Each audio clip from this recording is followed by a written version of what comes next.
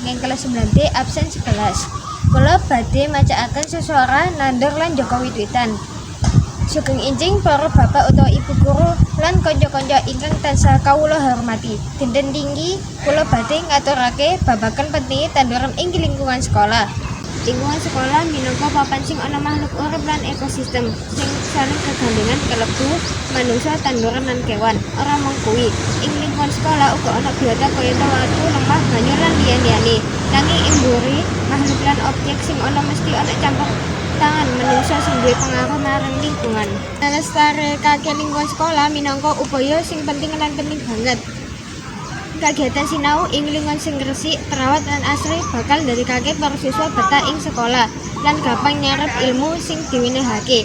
Lingkungan sekolah minangka salah satunggaling faktor ingkang saged ningkataken proses pamulangan kanthi efektif lumantar suasana sekolah lan maneka warni kegiatan pamulangan.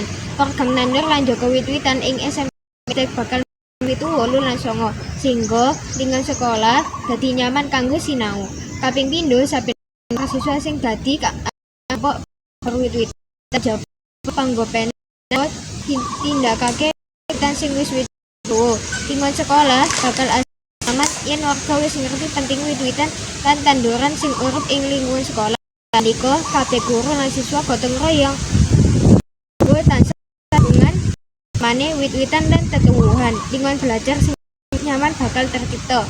Makaten sesuatu kang saged kawula nyuwun pangapunten menawi wonten kelenta-kelentunipun atur kawula saking kawigatosanipun kawula ngaturaken matur suwun sembah nuwun. Wassalamualaikum warahmatullahi wabarakatuh.